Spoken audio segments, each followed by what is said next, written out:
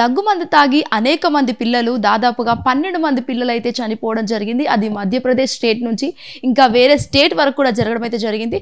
So అసలు ఆ దగ్గుమందులో ఏముంది, అసలు దానికి సంబంధించి పూర్తి డీటెయిల్స్ మాట్లాడదాం. ప్రస్తుతం మనతో పాటు శివరామకృష్ణ కొండ డాక్టర్ జనరల్ ఫిజిషియన్ మరియు ఎంబీబీఎస్ గారు ఉన్నారు. ఒక్కసారి వారి మాటలో తెలుసుకుందాం. నమస్తే సార్. సార్ చెప్పండి, అసలు దాదాపు 12 మంది పిల్లలు అయితే చనిపోవడం జరిగింది. అసలు ఆ దగ్గుమందులో దాగున్న రహస్యం ఏంటి? అసలు దాంట్లో కలిసిన ఆల్కహాలా లేకపోతే కెమికల్ అదేంటి అసలు? ఆ పదార్థం పేరు నమస్తే అండి. ఆ పదార్థం పేరు డైఎథిలిన్ గ్లైకాల్.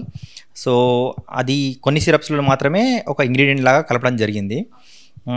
యూజువల్గా అది ఎక్కడ ఫుడ్లో కానీ మెడిసిన్స్లో కానీ కలపడానికి నిషేధం.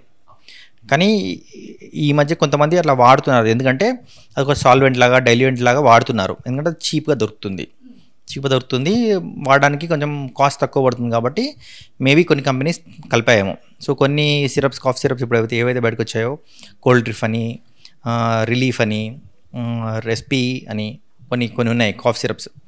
సో అవి వాటిలో మాత్రమే ఈ డైఎథిలిన్ గ్లైకాల్ అనేది ఇంగ్రీడియంట్ మాత్రం లాగా ఉంది.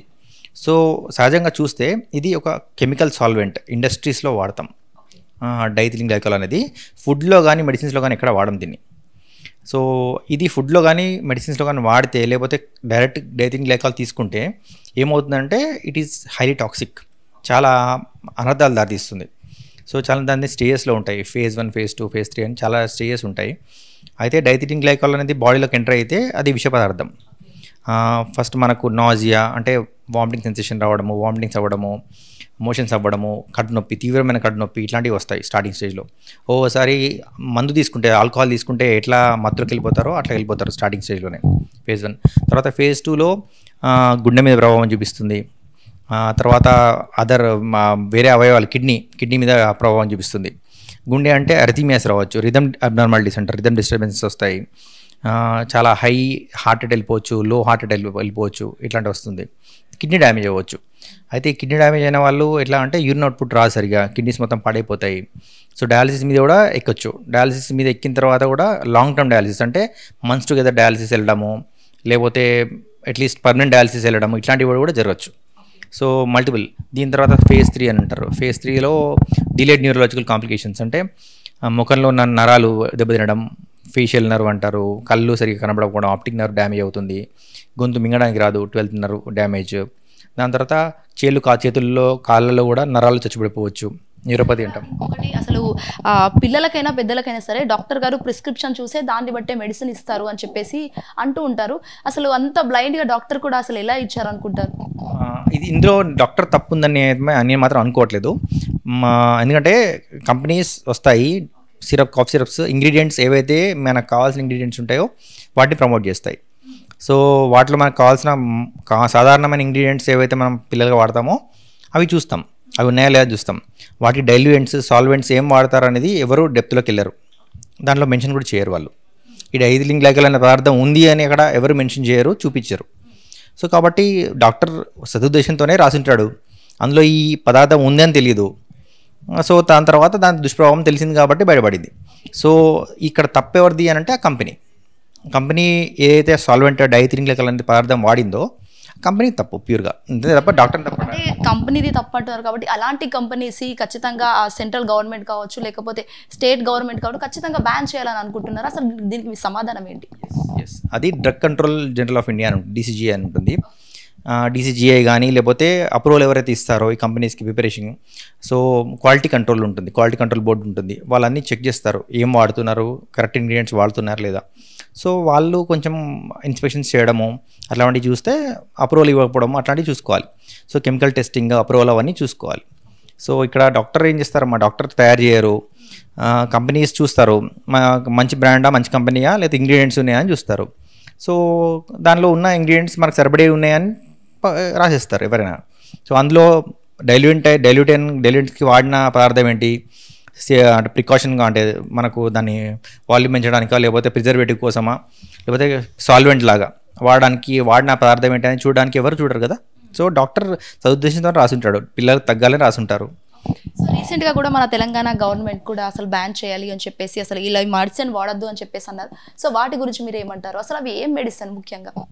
డైథిలిన్ గ్లైకాల్ అనే సాల్వెంట్ అమ్మా. అది వాడారు కాబట్టే ఈ దగ్గు మందులో అది కలుషితమైంది. సో అట్లాంటి సాల్వెంట్ ఇక్కడ ఏ కంపెనీ వాడకూడదు ఫస్ట్ థింగ్. ఒకవేళ వాడి ఉన్నా కానీ దాన్ని అప్రూవల్ ఇచ్చే ముందు క్వాలిటీ టెస్టింగ్కి వెళ్ళాలి. సో గవర్నమెంట్ దానికి సంబంధించి చర్యలు తీసుకోవాలి. అంతే తప్ప అది వాడారు అని డాక్టర్ రాశారని చెప్పడం తప్పు. సో కాబట్టి డాక్టర్కి తెలియదు. Doctor is not the one who is preparing the medicine. Doctor రాసిస్తారు. డాక్టర్కి అందులో ఉంది అని తెలిసి రాసిస్తే డాక్టర్ తప్పు. సో అందులో క్లియర్ కనపడదు బయటికి. ఇప్పుడు అందులో చాలా ఇంగ్రీడియంట్స్ ఉంటాయి. ఆంబ్రోక్సార్ అని, లేకపోతే బ్రోమెక్సిన్ అని, గ్వాన్ఫెనిసిన్ అని, సో అట్లాంటివి ఉంటాయి. ఫెనిలెఫ్రిన్ అని ఉంటాయి, క్లోర్ఫెనిరిన్ మ్యాలియేట్ అని ఉంటాయి. ఇవన్నీ కామన్గా వాడచ్చు, అవన్నీ అప్రూవ్డ్. ఇవన్నీ వాడతాం కూడా కాఫ్ సిరప్స్లో. ఇక్కడ ఇంకొకటి, మీరు డాక్టర్కి కొన్ని తెలుస్తుంటాయి, కొన్ని తెలియదు. అసలు ఎలా తెలుస్తాయి మీకు అందులో ఆ మెడిసిన్ ఉంది, ఆ డ్రగ్ ఉంది అని చెప్పేసి మీకు ఎలా తెలుస్తుంది? వాటి మీద రాసి ఉంటుందమ్మా. వాటి మీద రాసి ఉంటుంది ఇంగ్రీడియంట్స్. గ్వాన్ఫెనిసిన్, క్లోర్ఫెనిరిన్ మ్యాలియేట్, బ్రోమెక్సిన్ అని ఉంటాయి. ఇవి మనకు కావాల్సిన ఇంగ్రీడియంట్స్ అని చూస్తాం అంతే. సో వాళ్ళు మనకు ఇచ్చిన లేబుల్ ఏదైతే లీఫ్లెట్ ఇస్తారో మనకు ఉంటుందో, అవైలబుల్ ఉంటుందో అది రాస్తాం. సో కాఫ్ సిరప్ ఈ కాంబినేషన్ అని రాస్తాం, ట్రిపుల్ కాంబినేషన్. దానిలో లోపల ఏం సాల్వెంట్ వాడారు అనేది వాళ్ళు మెన్షన్ చేయొచ్చు, చేయకపోవచ్చు.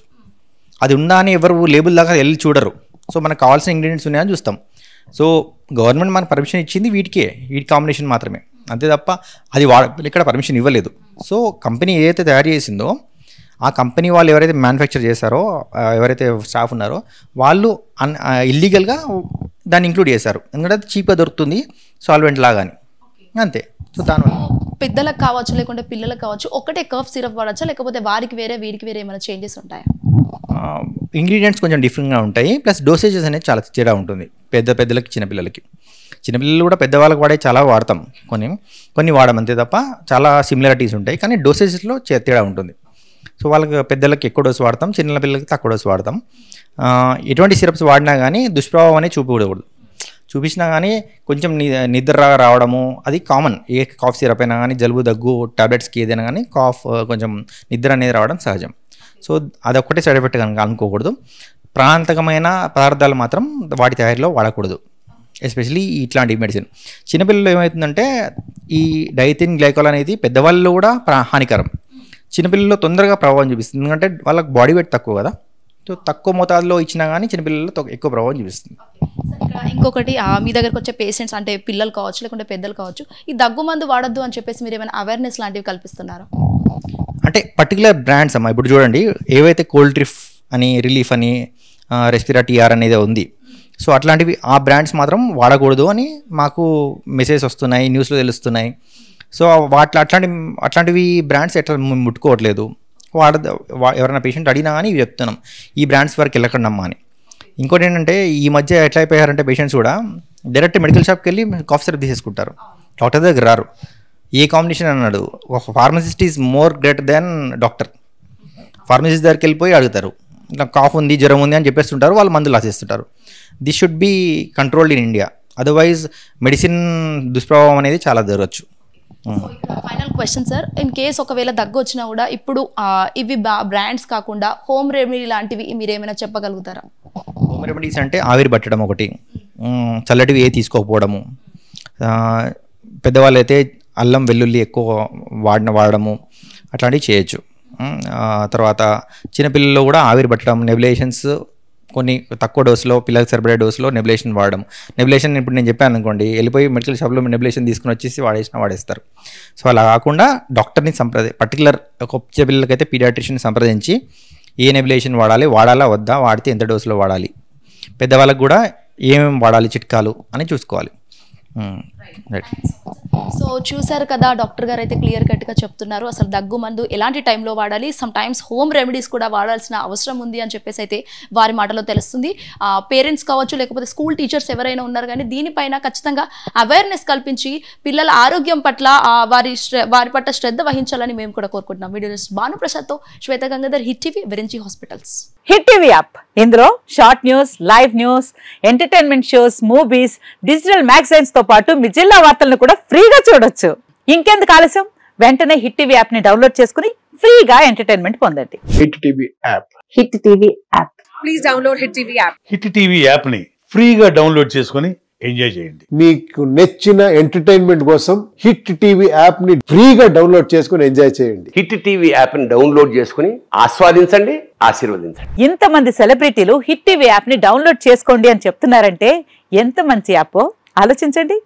అమెరికా అమెరికా అమెరికా అమెరికాలో చదవాలనుకునే వాళ్ళకి విశ్వసనీయమైన పేరు మన శౌర్య కన్సల్టెన్సీ. UK లో 1 year masters, UK లో 1 year masters, 2 years work permit up to 5 years visa. Contact Shaurya Consultancy. Contact 89851 89851.